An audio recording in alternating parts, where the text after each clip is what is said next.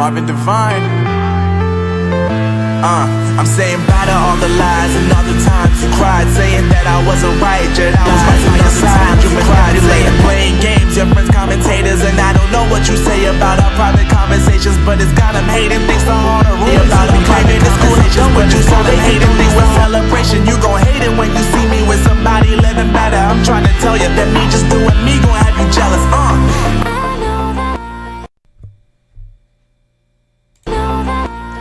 Good evening, folks. Welcome back to the program. It's Chris live.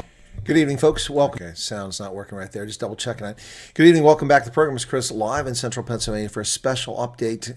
This is a consequence of a recent viewing of an interview by Alec Hogue on Biz News, which came out today, same day that I also did an interview with Biz News, coincidentally, but that was with Chris Sten. So this is in response to R.W. Johnson's op-ed that appeared on Biz News yesterday, the 2nd of December, 2025, regarding John Steenhuisen and his leadership of the Democratic Alliance. R.W. Johnson seems convinced that John Steenhuisen will not last much longer as the leader of the Democratic Alliance. Let me preface before we go on by saying two things. Number one, I had listed some verbatim quotes from John Steenhuisen in my notes, but my computer cocked up, and I've spent the last 40 minutes rebooting this and trying to fix it, so I lost that file. So I will not be able to give you that in order to bring this in a timely fashion. I'll do this from recollection, so I will paraphrase what he said rather than quote him exactly because I'm unable to at this time.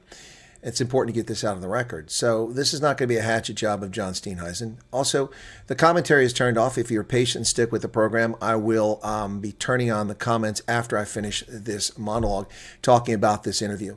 So this was an interview by Alec Hogue on Biz News, interviewing John Steenhuisen in response to that R.W. Johnson op-ed. Now, in the op-ed, R.W. Johnson has some pretty harsh things to say about John Steenhuisen. And I would say that, to be fair, many of the points that he raised are legitimate. John Steenhuisen defended himself and rebuked R.W. Johnson and also threw some slings and arrows at R.W. Johnson. Fair enough. The guy came after you, so that's your prerogative. But let's get into this. In his response, initially, one of the first things he did was he attacked Donald Trump. Donald Trump has nothing to do with this conversation. It's utterly ridiculous to see him attacking Donald Trump at the beginning of this statement. And this is a man who hosted you as a guest in his office, in the Oval Office recently, and this is how you repay him. If you disagree with Donald Trump, then just keep it to yourself. This was an effort for Alec Hogue to give you an opportunity to address the things that were said about you, which is fair of Alec to do. So let's go into this. One of the first things that he was upset about is he was very defensive and fairly, understandably so, about R.W. Johnson complaining about his education level. Now, in the interest of full disclosure, over the past several years, anytime that someone's attacked John Steenhuisen's education, I've defended him. You don't have to have a degree. A degree doesn't mean wisdom. A degree doesn't even necessarily mean knowledge. Lots of degrees are just, perfunctory. Check the block, rote memorization, and get your degree. Having a university degree doesn't mean you're a smart person. Having a university degree doesn't mean you have wisdom. It can, but it doesn't necessarily equate to that. Plenty of people have never completed university or gone to university and are quite brilliant, smart people. And I've always defended John Steenhuisen in that standpoint because while I'm not one of those people, I've got multiple degrees from multiple educational institutions at multiple levels, the undergraduate, the postgraduate level. That doesn't make me smart or give me wisdom. It just means I have the ability to sit down and complete a task. In John Steenhuisen's case, he's frequently attacked for just being a matriculant. Well, whatever. Now, interestingly enough, today in this conversation, Steenhuisen did point out his education. He actually did go to university, and he said that when he was at university, he had to work and to raise money because he wasn't born with a silver spoon in his mouth, and that he had to work hard. And the pressure was there, and so eventually he left school, and then he went into the private sector. Now, he says he's studying right now, I think at UNISA, so that would be distance education, and working on his degree. And that's nice of him to share that. It's not really necessary, but that's fine. So to be fair to John Steenhuisen, you don't have to have a degree to be a brilliant person or to answer questions or to serve in government or business. Bill Gates never got a university degree. The guy's richer than most people on the planet and pretty smart guy, even though he's evil. So that's the first thing. Now, the next thing to talk about here is John Steenhuisen was asked questions about his appointments, in particular, the sacking of Dion George. and his response to Deon George before he got into that, and I'm kind of mixing the timeline up a little bit here of how his interview went because I lost all my notes on this, but from my recollection, he talked about the sacking of Deon George when Alec asked him the question, and specifically what he was talking about. He said that initially he said that when it comes to appointments, he appointed the ministers. He appointed the ministers. He appointed the ministers. He said that. Later in the conversation, when it comes to explaining why Deon George was sacked, he said, well, I mean, you know, I don't just simply hire and fire people. But excuse me, early in the conversation, you go back and watch the interview, he said that he appointed the ministers. He did it. It was his choice. He didn't say he had to consult with the federal executive or need anybody's approval. He decided. Later, when asked about sacking, he says that, well, I can't just hire and fire people. It has to go through the federal executive. And they decide. They give recommendations, but they decide. So which is it? It sounded to me like a story that was changing as we went on the fly. So does the leader of the party appoint the cabinet ministers? I mean, the president in the United States appoints his secretaries, right? So the leader of a political party, do you appoint those people who go in the cabinet in a coalition government? I don't know the answer.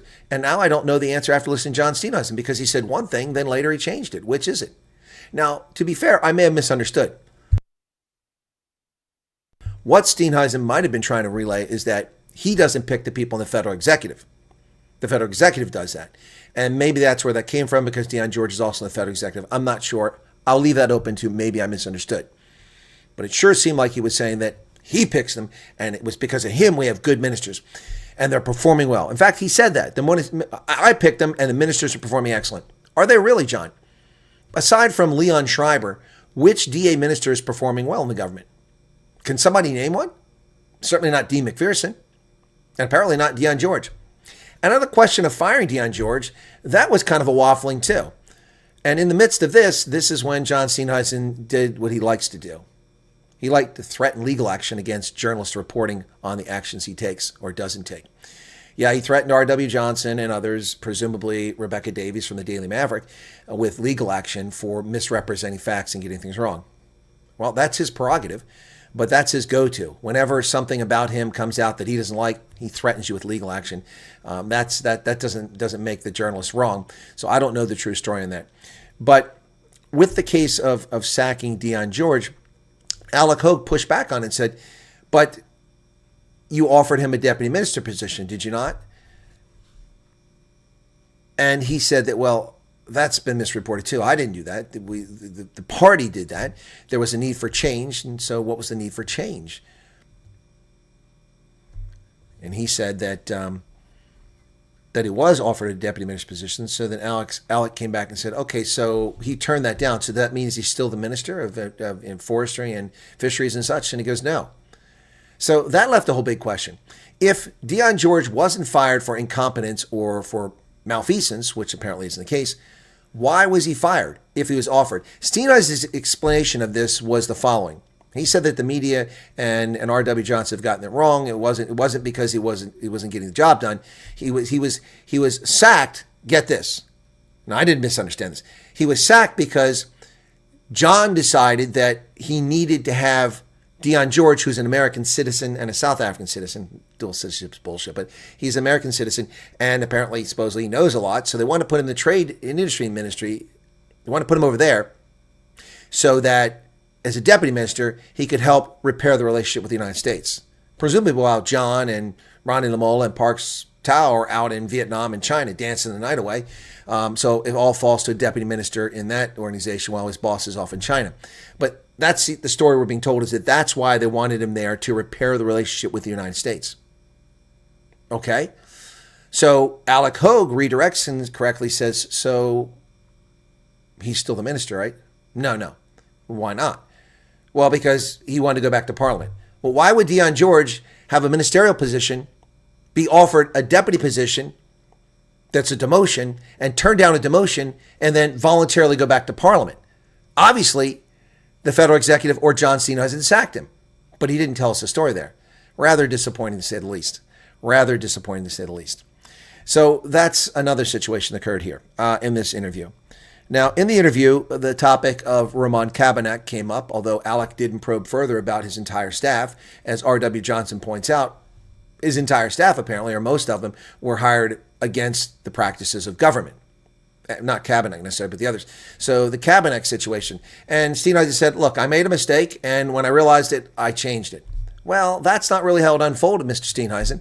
How it unfolded is that you and Kaepernick know each other. You've been buddies for some time. You've chatted with him. You've hung out with him. You know him. And you knew who he was. Now, I'm not saying anything good or bad about Roman Kaepernick, because it was a hatchet job against him too. He didn't do anything wrong. It's just people coming after him. But you hired him, knowing who he was full well. That was your decision. He was hired as a government employee. And then when the pressure came, rather than stand up like a man, you caved like a cheap suit and you jumped on the parade to fire him. But you never cited anything. To this day, you have not told us what he failed to get done. How did he fail in his contract with the government in his performance of his duties? You've never explained that. Nor was there any discussion about the 5 million rand that apparently he's trying to get as a settlement. So that was disappointing, to say the least. But one of the most comical things about this, and look, I will give John Steenhuisen a break on this. He's a politician. Politicians like to put lipstick on a pig. And he did his best job to put lipstick on a pig. Specifically, the lipstick I'm talking about, ladies and gentlemen. He said, yes, our economy, because he tried to say that agriculture is contributing so much to the economy. It's one of the reasons why the economy is growing. And I think he realized the foolishness of the statement he just made. The economy is not growing. The economy is contracting. Yes, it's not a recession. 2 consecutive quarters of zero or negative growth is a definition of a recession, despite the Biden administration's effort to rename that or redefine it. So you're not in recession in South Africa, but your growth is anemic. It is insufficient. So he said, growing slightly slower or something like that than, I had the quote, but I don't have any more. Our economy is growing slightly slower or a bit slowly or something like that. A bit slowly, slightly slowly. Dude, your economy needs to grow at not 0.9%. It's growing less than 1%. Even with revised figures this quarter going upwards, it's still growing at less than 1% per annum. In order to grow your economy, to reduce poverty in South Africa, you can't say it's slightly growing. You have to say it's a disaster and tell the truth.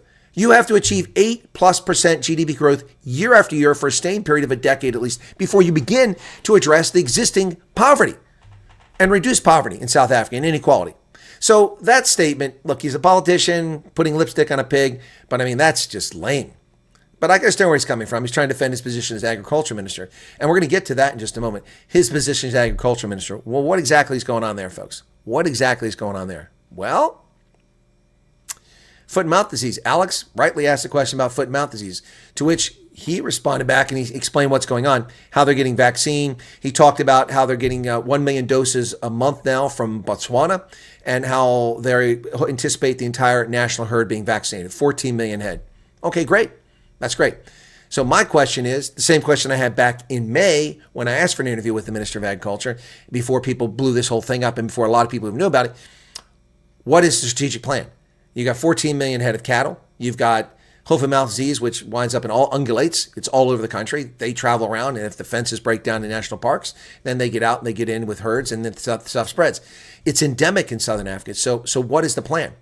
Now, to be fair, if he'd answered my questions in May, then he would have had a chance to blame it on the previous administration, which would have been legitimate. He'd only been in office for a number of months. But now he's been in office for well over a year, about a year and a half now, almost. And it took 8 months before they came up with a plan to vaccinate the entire herd. Why did it take 8 months? Well, one of the reasons, which would have been nice to know if he'd been forthcoming about this and maybe just didn't think about it in the midst of the conversation, is that it cost about 85 rand per dose of vaccine to vaccinate these animals. 85 rand. If you do the math on 14 million, that's 1.1 billion rand. That's not chicken feed. That's $70 million to vaccinate the herd. And of course, they have offspring every year. So every calf is going to be vaccinated. So, it's not a cost-free event. So I understand. And he explained that the problem with why it took so long to respond is that they responded with the traditional way, which is to quarantine or make, disease-controlled areas. Okay, but that doesn't work. It continues to come back. So why aren't you, as a matter of practice, and why didn't the government in the past, didn't address this, maybe didn't have time, why are you not vaccinating the herd as they come to age of maturity, vaccinate them throughout history? Why is it always not something normally? Like childhood immunizations for humans, MMR, measles, mumps, rubella, boom, boom, boom, you get it. Why hasn't that been done in the past? If the herd is that important to South Africa's agriculture sector, which is that important to South Africa's economy, Why has this never been done in the past? Cost? $70 million is chump change, even for a country like South Africa, in the long run, to do it one-off and then do the vaccinations as necessary going forward for smaller numbers. But his explanation was that the problem is not the government's plan and its approach, which apparently worked in the past, although I would take issue with that. The problem is the farmers. They're moving cattle in the dark of night. They're taking the auctions. Well, why aren't there government veterinary inspectors at these auctions checking the livestock? Do you not have veterinarians from the government, from the agriculture department, go around and check these things randomly? We do. We do. We don't even have foot and mouth disease. We do it for other reasons. So why is that not there? You've now been the Minister of Agriculture for a year and a half. What's your strategic plan to prevent this in the future and deal with this? He has a plan now, but it took 8 months to bring to fruition. And for that, R.W. Johnson is right to criticize him, as am I. And his answers were not satisfactory. He blamed the farmers. He said the government can't do all this. People are simply breaking the rules and not adhering to the quarantine. Fair enough. But how are you going to change that? So that was rather disappointing to see from the Minister of Agriculture. So he attacked Trump. I've defended his education credentials. He doesn't need them to be good at what he's doing. He also, what else did he have to say? This really sucks I don't have my notes here because I really had some really great notes to address this, some of the things he said. Again, this is not a hatchet job against John Steenhuisen. But one of the things he says, I'm open to sharing information. Yeah, that's not the message I get from multiple farmers I'm in contact with in South Africa, in Gauteng province and in Northwest province. I can't speak to KZN. I haven't talked to farmers in KZN or Limpopo, but I have talked to multiple farmers. And in fact, his ministry and he himself have been aloof and unable to be unreachable by farmers who've tried high and low to reach this guy, to reach his ministry, to talk about this for months. Also, why did it take 8 months for this to happen? He says he's open to sharing information. I can't confirm that. I've asked the guy more than a dozen times through his personal assistant, because that's how you do it, for an interview. Back before he became Minister of Agriculture, just the leader of the DA. Nothing. I've interviewed a lot of people in the Democratic Alliance. A lot of people. But never him. Except the one time at the multi-party charter for about a minute and a half. This was an opportunity that I offered months ago to get out in front of this. What is going on at the Ministry of Agriculture? So Steenhuisen is upset with R.W. Johnson's op-ed, and I can see why. It's very damning. Now let's talk about the issue that really prompted all of this, quite frankly. The foot and mouth disease was being ignored by the press, by and large. They've talked about it, but they never harped on it. The conduct of the Department of Agriculture was being ignored by the press, by and large. These other issues were mostly being ignored. But the straw that broke the camel's back was Rebecca David's article about John Steenhuisen unable to pay 149,000 Rand personal credit card bill and having been taken to court over that. And then later having his party credit card suspended by the person responsible for those cards managing them, which was, ironically, Dion George. So in addressing this issue, John Steenhuisen said something along the lines that's been dealt with a long time ago. I don't understand why it's a big issue now. Well, that's part of the problem, Mr. Steenhuisen. You are a public official, the leader of a party. It's not like you're a local counselor who has these problems. You are the leader of a party. As a military officer, I had to disclose every single stock, bond, savings account, every foreign holding, every bank account, any property I owned, any business interest I had. Every year. Why? Because I oversaw contracts. I wasn't the leader of a party. I wasn't a publicly appointed official, but I was in a position of responsibility that the government had an obligation to ensure that things were going smoothly. You as a public figure have an obligation to disclose those things, in my view, to the government. But his question about why is it a matter of public interest? Well, for someone who is 49 years of age, who has no assets in the bank, none whatsoever, who makes millions of Rand per year in salary, you must be a responsible adult. His answer to that was, well, 3 kids, putting one through college, school fees, that's all fine and dandy. But you didn't have kids in school when you were 20. You didn't have kids in school when you were 22, 24, presumably. So what's your excuse of spending 26 years in politics, and according to you, 10 years before that? So there was an overlap there. There can't be 36 years. It means he would have been talking since he was 49 minus 36 is 13. He wasn't a real estate agent when he was 13. So there was an overlap of being a counselor because it's a part-time job. So what is your excuse from the age of 18 to the age of 49 not having accrued any assets? He said, well, I didn't grow up with a silver spoon like R.W. Johnson did. Fair enough, Mr. Steenhuisen. Neither did I. I grew up, in fact, in abject poverty for part of my childhood. Not all of it, but part of it. But from the age of 18, I had savings. from the age of 18. And I still have resources from when I was 18, 19 years old, which are reinvested over time and grown. Why don't you have any resources? Were you married at 18 and burdened with 3 children already? You don't have to answer that question. I'm not asking it. I'm just making a point. So his excuse was that's why he has no money. And he says, like many South Africans, I have debt. No. Most South Africans, my friend, don't make 2.6 million rand per year. They just don't. Most people don't make that kind of money. So trying to equate yourself with the average Joe or Johan doesn't fly in South. It just simply does not fly, ladies and gentlemen. That is unacceptable. Unacceptable. And the fact that he said that I don't get how it's anybody's business about someone's personal losses when you're the leader of a political party and you can't manage your finances. What kind of confidence are people supposed to have that you as a leader of the party can oversee a party and make prudent decisions on behalf of South Africans? He thinks, and he stated in previous articles and in this interview, that it's only appropriate for people to know about those things when there's misconduct.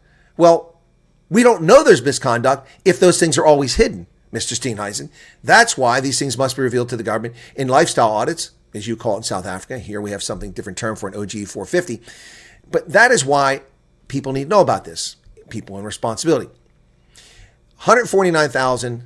Look, folks, I'm not a wealthy person. But with my travel to South Africa, my travel around the world covering events, I have credit card bills larger than that in a single month sometimes that I have to pay off. I pay my credit cards off every month on time in full and pay no interest. And I get the benefits of the miles and the dollars and the rebates and all that stuff. Now, I don't expect John Steenhuisen to live by the standard I live by, but when you make close to 3 million rand or more a year in South Africa, you ought to be able to pay off a credit card bill that's $8,000. I'm just saying. How do you accrue that? Now, Rebecca Davies and R.W. Johnson both alluded to, and a lot of people have been saying this now, and I don't know if it's true, and he said it's not, that he uses credit card for takeaways and that whole thing, and that's kind of gratuitous by R.W. Johnson in this op-ed. Fair enough. But it didn't address the bigger question. When Alec Hogue asked him the question, he didn't really address the point, so why was your card suspended? Why did the Democratic Alliance suspend your party credit card if you weren't misusing it? What's the point? You're still leader of the party. Did they take everybody's credit card away? Are they getting a new bank to issue new credit cards? That was never asked. And probably because of constraints of time, it was a half-hour interview. But if I'd been in Steenhuisen's position and I didn't do anything wrong, and he says the federal executive will find that he did nothing wrong based on investigation. Will they? Aren't these the same people, Federal Leadership Council or executive or whatever, who investigated Ronald Gos and then voted 4-3 that he should stay in the party, and then they were overruled? So what does it mean if they decide? Anyway, so I'm here to tell you, if you are the head of an organization, you should be beyond reproach.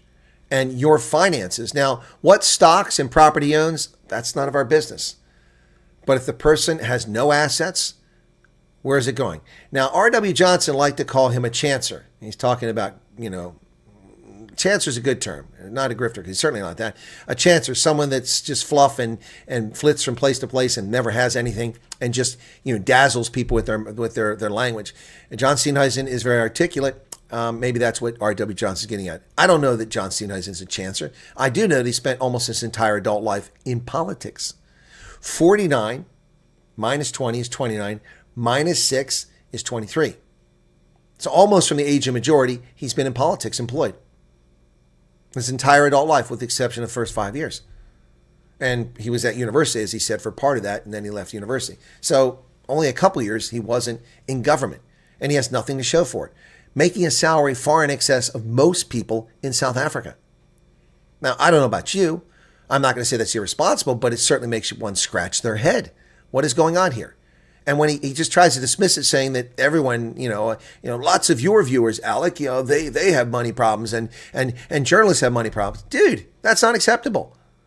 Not acceptable. You have to be a responsible adult and take care of your finances. Live within your means. Find a way to do that. I mean, it's not like you're only making 1,000 rand a month. You're making plenty of cash there, buddy. And putting 3 kids through school, where are they going? Eton? Are you paying for school fees in Eton? Come on. It's South Africa. It's not that expensive. So, that happened. Then back to the question of Deon George.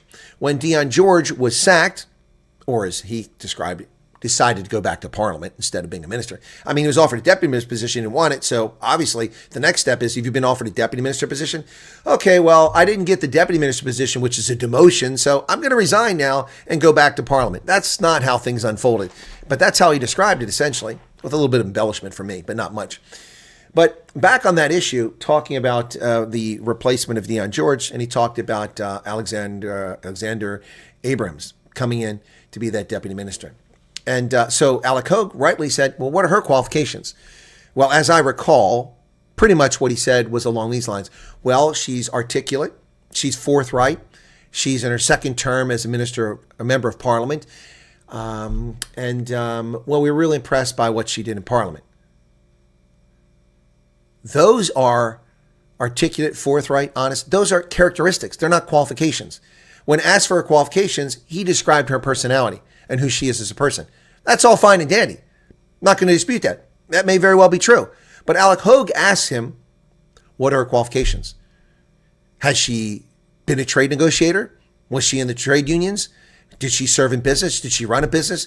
Has she been part of delegations in the past? Basically, he offered us no qualifications. In this role, what he did was play part of a politician, which is what politicians do all the time. They just wax on eloquently, and that's what John Steenhuisen is doing.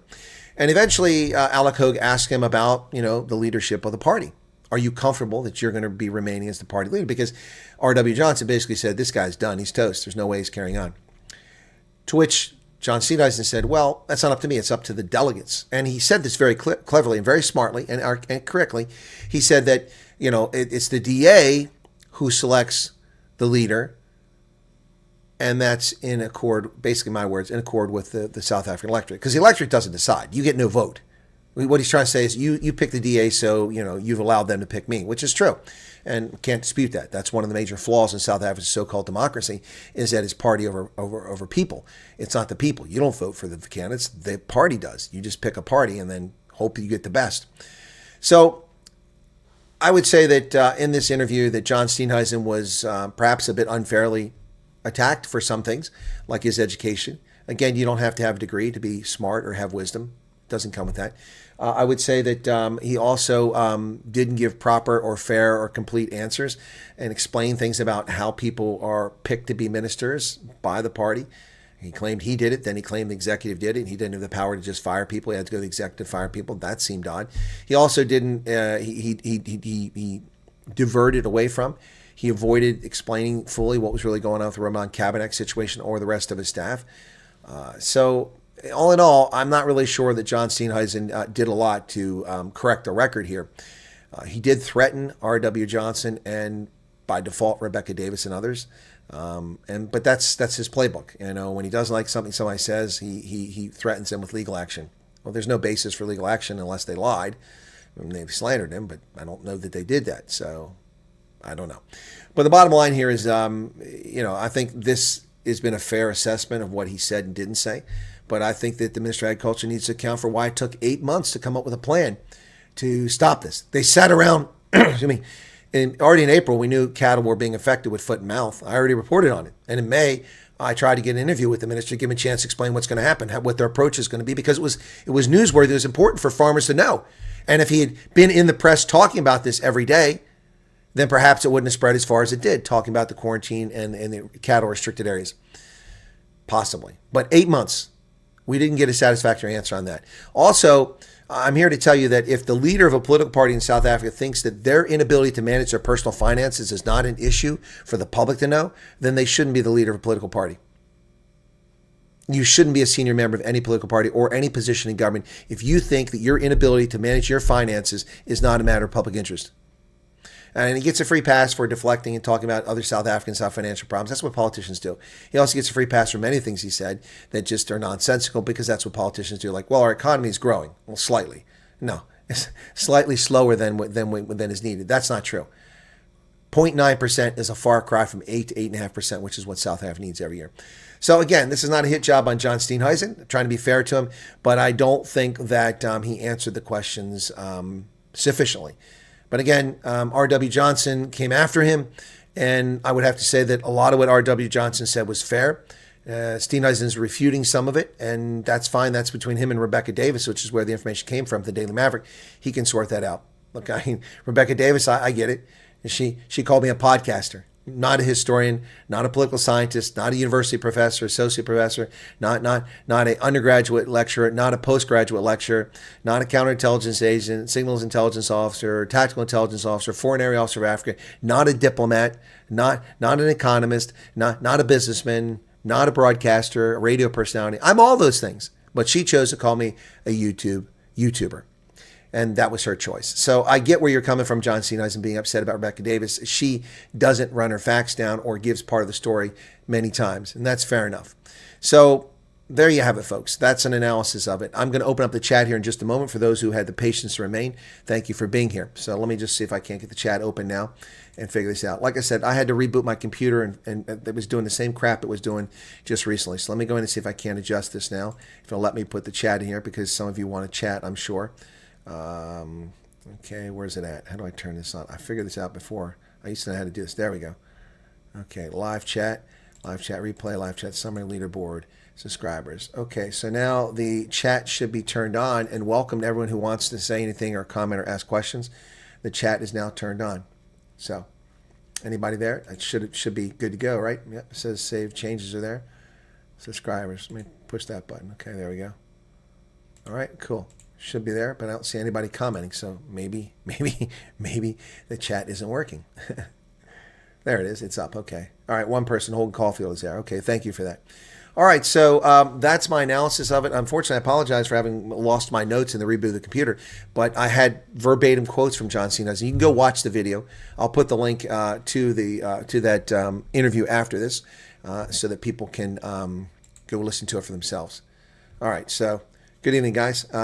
Anyway, I refreshed. Yeah, just refresh the chat, folks. I had to refresh mine as well. Anyway, so any questions or comments about that? Did anyone watch the interview, and did you have any comments, positive or negative or neutral, about the interview? I got to be honest. I thought in this interview that Alec Hogue did a pretty good job of redirecting and coming back when John Steenhuisen deflected. And I'm not going to criticize him for deflection. That's what politicians do. But I mean, the notion that South Africa's economy is growing slightly slower than it needs to is just comical. That's just comical. The notion that it's nobody's business that the leader of a political party and a member of the government and the cabinet can't manage their personal finances is ridiculous.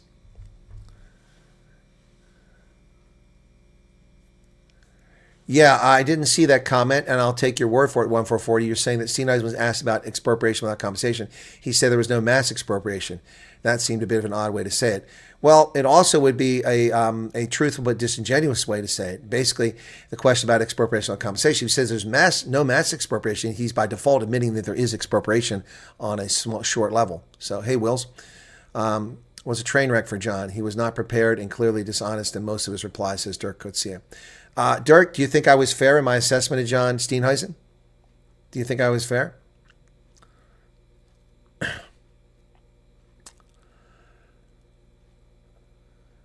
Well, yes, Garrett, you've said that before, and I don't think you're wrong.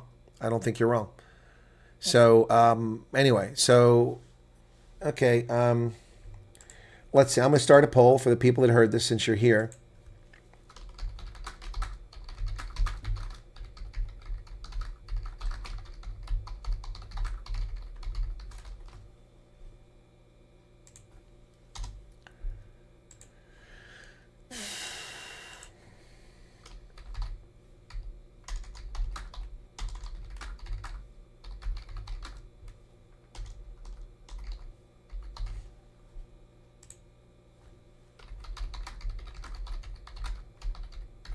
You have 4 options on this. Okay? Yeah, he tried avoiding these questions of wordplay. Is who that stupid? It seems that they blocked the proposed return to a 50% pass. Who did that? The ANC? Okay. Mad Max says he beats around the bush. I feel he was sneaky. Yeah, Philip Holt says, I don't know about his education, but sure doesn't have wisdom. Yep.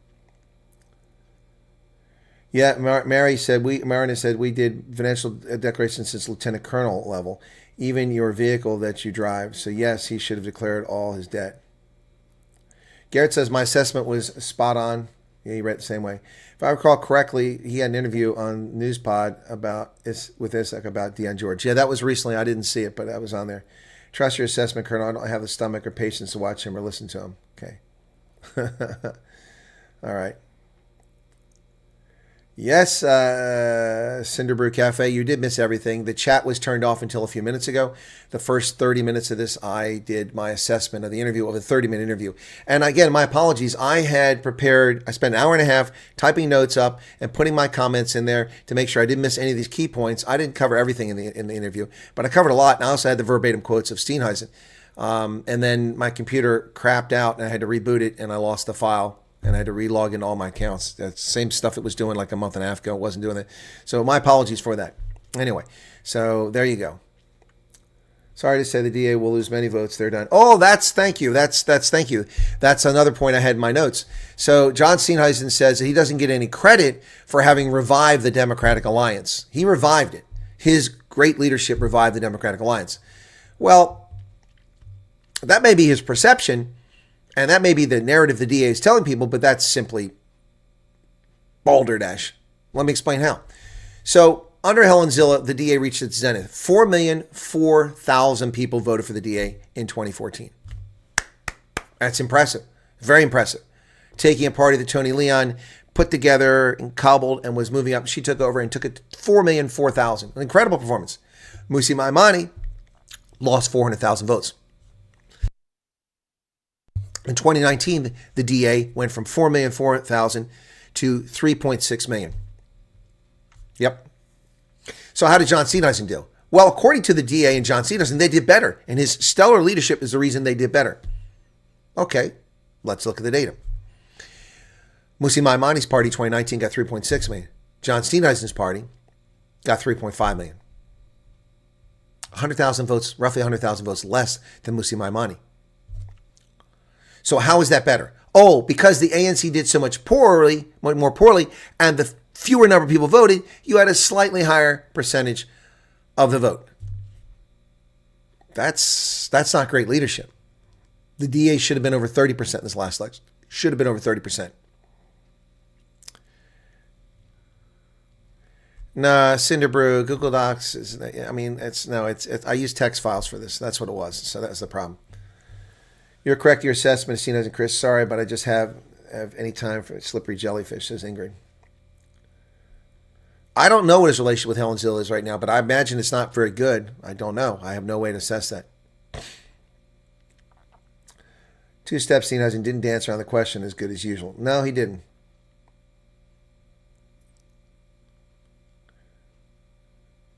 Yeah, and Garrett, is it Bergmeister says, revived it? Yeah, in his dreams, yep. No, he took no responsibility for anything. So he did take responsibility for one thing, and that was Roman Kabanak. He said, look, I made a mistake, and when I realized it, I changed. But that's not even true. He hired Roman Kabanak. They're friends. They're pals. They're buddies. I mean, for years before he became a minister and before the government of national unity, we'd be in conversation with Roman. He'd talk about, yeah, no, John told me this. I talked to John about that. John. I said, oh, you know John? Yeah, no, yeah. So they knew each other. He knew who Roman Kabanak was, and I don't have a beef with Roman Kabanak. I'm not speaking ill of him. But he should have known and anticipated, if he's a true leader, that picking Roman could be contentious and that people were going to come after Roman. I mean, that should have been a no-brainer. All of us were like, I knew about Roman getting that job long before you all did. And my first thought was like, what? Steenhuisen is going to take him on to be your chief of staff? Really? Does the DA know this? So he said he took action. He didn't take action. He equivocated. He sat around, afraid to upset his friend for a few days, afraid to upset the wokies who wanted him gone. And eventually fired him. Remember what he said? He didn't take action. He said, Mr. Kabanak is a government employee. He's not a member of the party. And that's the right answer. But then the pressure became too much and it was too much distraction, so he got rid of him. So he didn't act when he made a mistake. So, that's just easy for him to say, I made a mistake, because that's dead and buried. That thing is gone. But what about the other members of his staff who were appointed irregularly according to the government and the media, all of who had to be replaced? There was no discussion of that. So, yep.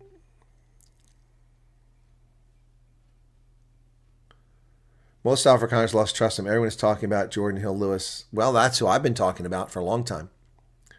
Popular manager as well. Yep. Photoshop pics under his watch was the first real warning alarm for me. I don't know about that. No, don't need to listen to anything Southern government have to say. I trust your analysis. you may go. You're my go-to guy for Southern news. Okay. Are you planning a visit to Joburg in the near future? Cinderbrew, I will be in Joburg at some point, but I'm not discussing when that'll be. It's one thing being a politician, but John just now comes across as a straight-out liar, says Dirk Kutsia. Hill Lewis becomes a leader. They will not be better off. They should make Helen party leader. I won't vote for weekend special Steenhuisen ever again, says Peter's Empire match. Anyway, folks, I tried to be fair, and let's see what you guys say. Was I fair? Whoa, it was 71. Now it's gone down. Okay, well, basically, 4% say that I was unfair to Steenhuisen. That's fair. I respect your opinion. And 64% said that I was fair, and 30% said I was too soft on him. So that's 95% of the people say that basically either I was fair or too fair. So, yeah. Last thing DA can afford is all this drama for elections. I think he should resign as party leader and as Minister of Agriculture. Yep. Now, one thing that R.W. Johnson included in the story is there's a bunch of talk. I guess he knows people in the party that they're telling this. And a bunch of talk about the reason that they're not getting rid of John is because he needs the money. What the hell is that? He needs the money? I mean, I've had to fire people who need money, but I can't afford to carry dead weight. So that's the next question. Let me do a poll question. I know how my audience is going to respond to this, but we got 57 votes, so not a lot, 200 people here. I'm going to close that poll, and I'm going to start another poll. And this is a poll. Start a poll.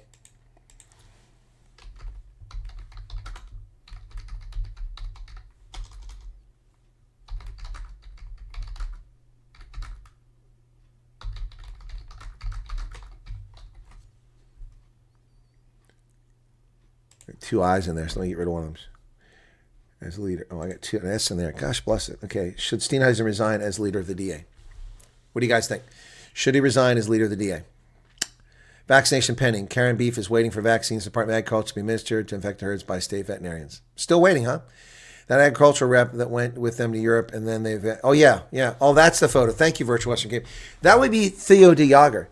Theo de Jager will be my guest Friday afternoon on this program. We'll be talking to the head of SAAI, Theo de Jager, and we'll be talking about foot and mouth disease because the Minister of Agriculture is unavailable to talk to people. He says he's open to talk to people and share things, but that's simply not true. Simply not true. Simply not true. Over a dozen times. I think it's 14 times if I stand on correction, but it's been a lot. I've asked to get an interview with him and just been blown off time and time again. Now we're talking about over the past 5 or 6 years, not recently. So, yep. Yeah, well, it wasn't the DA that did it. That's when you said the DA. It was the Department of Agriculture that photoshopped it. Yep. The Chief Heat Officer. What is that? Oh, no, Cinderbrew, it's fine. A lot of people are grateful. I mean, that's why I do meet and greets. I do meet and greets, Cinderbrew. So if I get to South Africa, just stay tuned for a meet and greet, okay? And you're welcome to come to it. You need to get some Zilla in Mashatila's office. Then you'll see some firecrackers. Yeah, that would work. Yes, 1440. I think he misses that point too. I didn't even harp on that point because I'm an honest person, so I wouldn't even think about that. But you're right about that. A person who has no money, who blows through all their money and can't manage their finances is very susceptible to corruption, potentially. I mean, look, morality also involves responsibility. As a responsible adult, you meet your obligations. You save for the future, you pay your bills, then you take care of your needs. That's the order you do things in. And then over time, you build up a nest egg. And you can't tell me school fees for your kids. I'm sorry. That was so embarrassing for him to say that. Let me try to recount how it went. Well, Alec, he called him Alex a couple times. That's fair enough. That's easy faux pas. Alex. He said, Alex, I don't know if he said it then, but he said it a couple times. Alec, like many South Africans, I have a lot of financial responsibilities. I mean, one child at university, school fees for my kids, 3 kids. I have a lot of responsibilities. And many of your viewers have financial challenges too, and have these same sort of issues.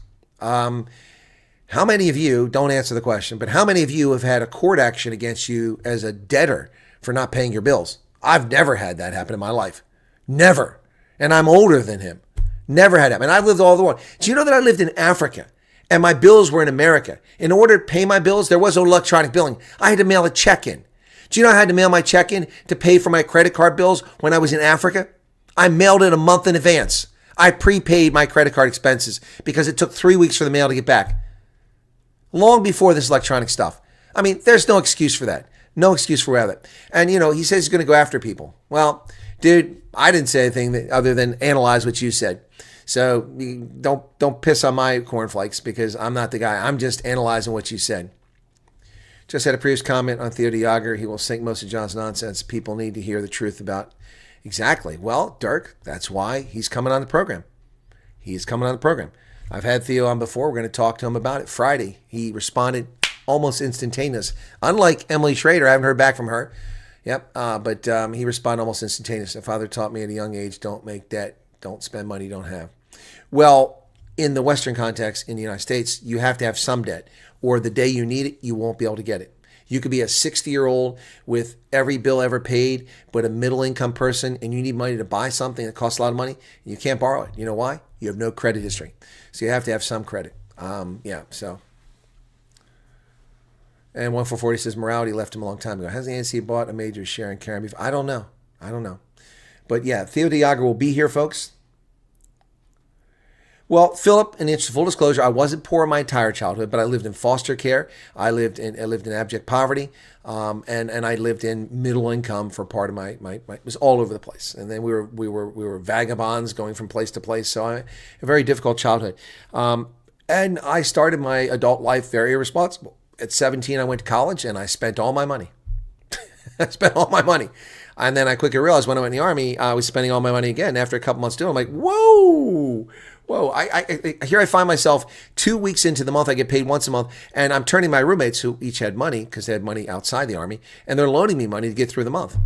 Well, there was no excuse for that. I didn't have to pay for my meals. I didn't have to pay for my lodging because I lived in the barracks and I had the dining facility or mess hall to go to. So I reined myself back in.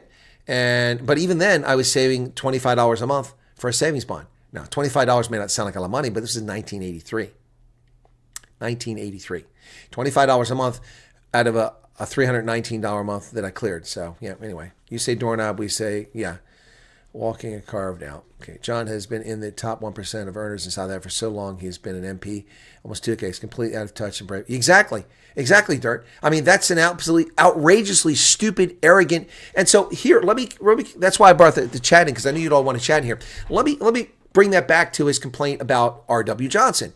He said that R.W. Johnson was being an elitist because he was attacking his lack of education. Fair enough. I'll buy that. I mean, that's a fair argument. But who's being the elitist when he says that I don't have money, I've got to pay for school fees for 3 kids? Are you serious? Dude, you've been in government for 26 years. You've been a member of parliament for how many years? 15? Something like that? Making over R1 million a year the whole time.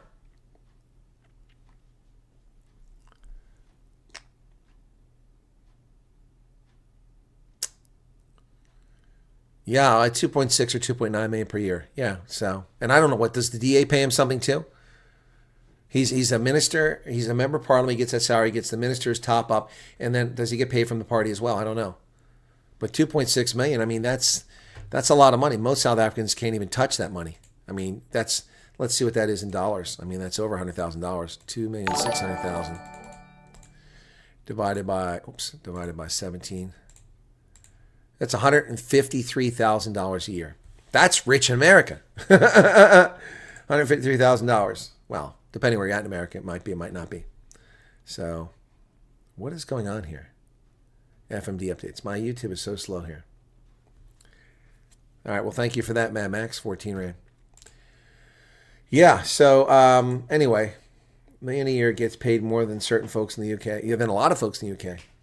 What school is that impressive to spend that money in just school fee? Exactly. Right, and Garrett forgot about all the perks, all the advantages he gets. But what struck me as odd is the beginning when he was so disrespectful to Donald Trump. I mean, you are a guest of the Oval Office and that's how you behave? I mean, if Cyril Ramaphosa invited me into his office and I sat down and had a conversation with him, I would still criticize him, but I wouldn't be rude to him unless he was rude to me. Yeah, anyway, that's just crazy, folks. Just crazy. Anyway, yeah, again, it's a shame that I lost my notes in the reboot, but hey, whatever. 1440 says he makes more in a year than I've made out over my entire lifetime. Wow, that's crazy. And he can't pay his bills. How in the world can he justify saying that it's nobody's business? And why? And he's also, why is this suddenly big news? I'll tell you why it's big news now. Because it wasn't big news when it happened. People didn't know about it. It wasn't public knowledge. People should have known that you couldn't balance your checkbook, that you couldn't pay your credit cards off. How do you reach the age of 49 and you can't pay your bills when you make that kind of money? I mean, that's good money in America. $152,000, that'd be very nice. It's more than I make. More than I make from my retirement. Seriously? That's higher salary level than I ever made as a colonel in the military, in the best paid military in the world. Now, if I throw in all my benefits, I actually made more, to be fair, because I had a housing allowance, which puts me up a little more than that. But I haven't made that kind of money in 6 years now. Yeah, I pay my credit card bills off.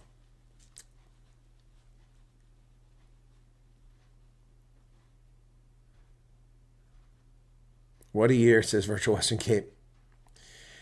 Sean says John Espinoson gave up his position as official opposition leader to become a fruit vendor serving the pleasure of the president.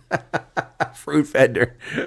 Yes, we're going to Vietnam to get them to buy stone fruit to make up for all the automobiles America will no longer buy. Let's see, we'll have to sell 16 billion crates of stone fruit to replace the sale of 1,000 cars. Yeah, flights, free cell phone, tax breaks. Yeah, exactly. Anyway, that's the bottom line here. So, folks, that's my analysis. And here. So, in case you're wondering, and he talks about how they responded. This is a paper that was given to Parliament. It's a memorandum from the Parliamentary Office, for the National Assembly, written to question 1296. This is on the 14th of March, 2025. This was in Parliament. John Steenhuisen is a member of Parliament, is he not? This is Dr. W.J. Boshoff from the Freedom Front Plus asked the Minister of Science, Technology, and Innovation the following. What is the most effective and efficient type of vaccine for foot and mouth disease in the Republic currently?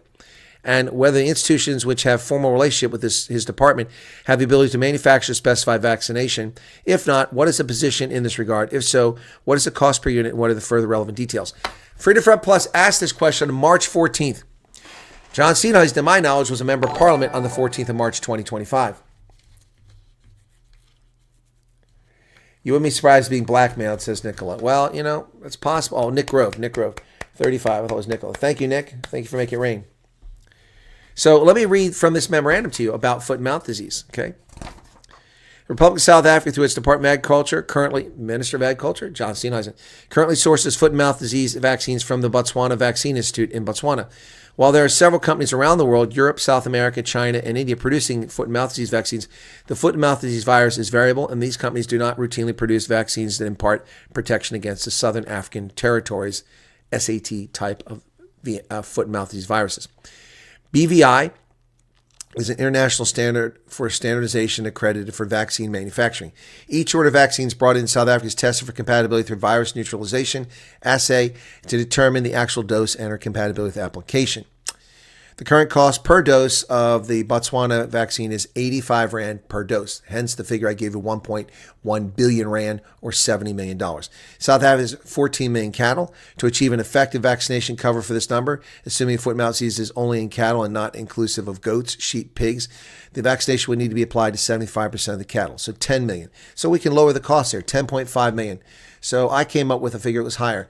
So 10.5 million, 10,500,000 times 85 Rand is 892 million Rand divided by 17. It's going to take us down around 60 million. 52 million. So the cost is not 70 million, it's 52 million to vaccinate the necessary portion of the herd. My figure was correct. I said the entire herd. A first vaccination dose would be needed to follow up with a booster dose 4 to 6 months. So you got to get another shot. Therefore, the cost of full vaccine over a 1 year period is $1.8 billion, which is about $700 million more than I said. All right.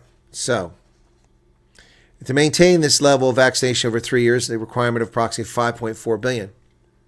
That would make it a foot-and-mouth disease-free zone, as it was experienced before the recent outbreaks. Okay, and enable unrestricted trade.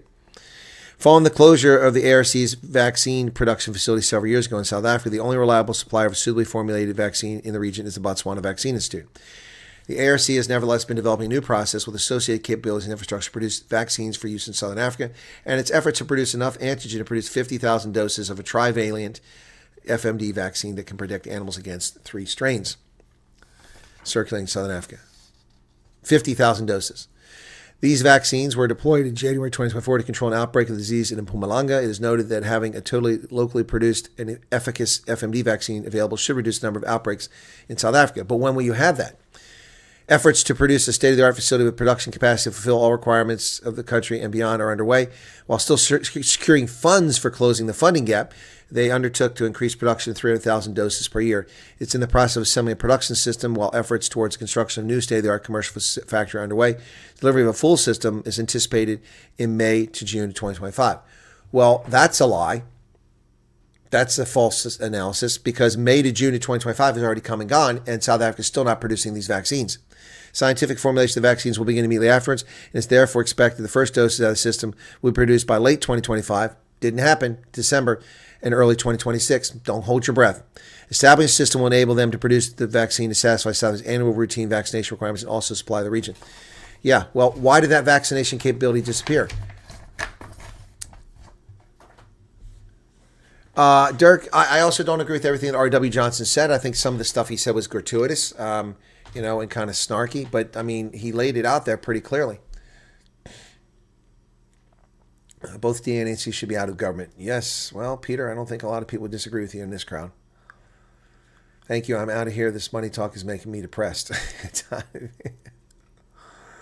Anyway, so, all right. Should he resign? Okay. We got 112 votes. I'm going to close that poll. 91% of the people said he should resign as leader of the Democratic Alliance. All right. Let me do one more poll on this before we wrap up. One more poll.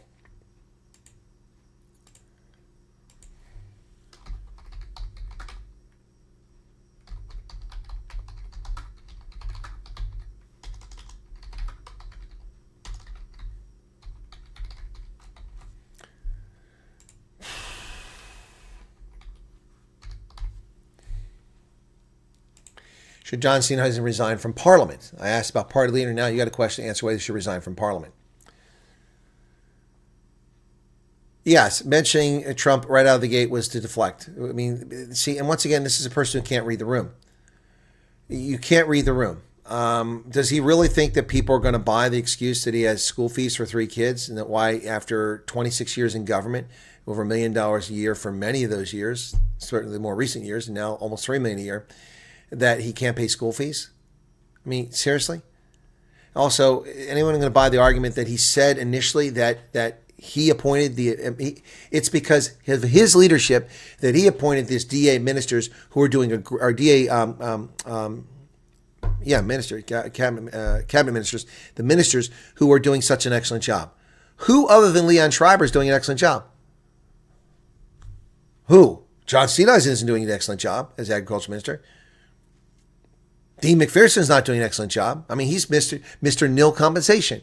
He's running around like a cackling hyena, licking the boots of Cyril Ramaphosa when he laughs about dimming the lights. Oh, I thought it was like I was back in the White House, like dim the lights. And McPherson, like, that's so funny. It's not funny, man. Not funny. Your relationship with America, which is the most important trading partner you have, has gone down the tube, and you're laughing about it, along with Ramaphosa. Well, snippets, Helen Zilla would be a better choice. That's for sure. Andreas Muller, hey, what's up? Trump just announced federal fuel standards rollback and massive savings for Americans. Okay, cool. What's your take on new gun laws they're trying to implement? In South Africa, it's an effort to disarm people so the government can't abuse you. That's the plan. That's the plan. They did it in Australia. When the Australians had no firearms, the government wasn't afraid of its own citizens and didn't respect its own citizens. Therefore, then when they went to Melbourne for the protests, they beat protesters. They locked them up who were simply adhering to the law. 9+ military bases taken over and cattle on the land. Oh, yeah, Brian. Yeah, right. Brian Struvik. Yeah, that's in South Africa. Yeah, exactly. I reported that recently. Yep. Under support was world class. It was, Garrett. What's your take on the new gun laws? I already answered that. Don't know. Just in the first place. Yeah, it was a shocker to me, agriculture. He grew up in a farm, so he's a minister of agriculture. Well, maybe. I mean, I was a dairy farmer when I grew up, so maybe I could be the Secretary of Agriculture in America, but I think that Brooke Rollins is a better choice than me. I'm just being honest. They think it's a joke, but each time they bring it up, it reminds the rest of what followed their failures. Exactly. Model C schools are sufficient with university admission. Choosing to send his kids to private school is an excuse to bring up school fees. Yep. I agree with that. Helen will be better. Well, Helen would be a lot better than any of these guys. Yep. Anyway, so yeah, that's the bottom line here, folks. Thank you for the super chats. I wasn't expecting that. I just wanted to do this discussion. So I hope I did the discussion justice. I'll probably make another video on this and reconstruct my comments and be more succinct and clearer and shorter. But yeah, I just I'm gobsmacked at that interview. Really, really gobsmacked at that interview. So anyway, I don't know what to say, but anyway.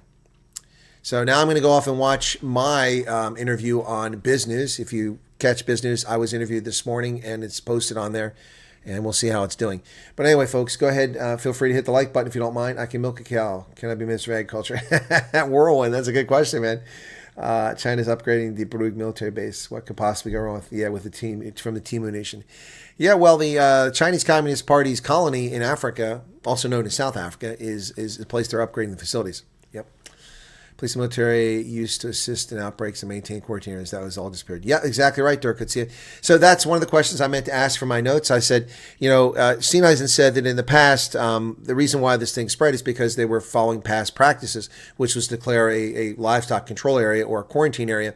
But he blamed the farmers. He blamed the ranchers. It's their fault for moving stuff around.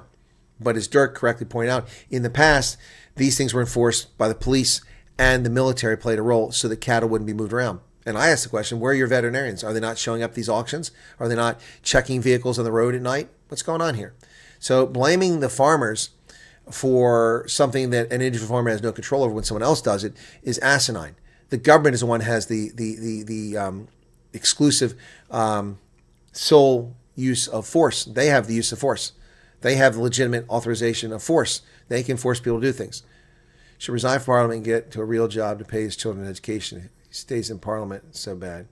Oh, yeah. It was pay his Parliament so bad. Yep. How are we doing? We got 68 votes. 68 votes. 90% say he should resign. Wow. Wow, that's pretty high. All right, Van Blerk, thank you for being here. They tried that trick after reform to the rescue. Huh? That's all right, Yassine. Don't worry about it. Just watch from the beginning.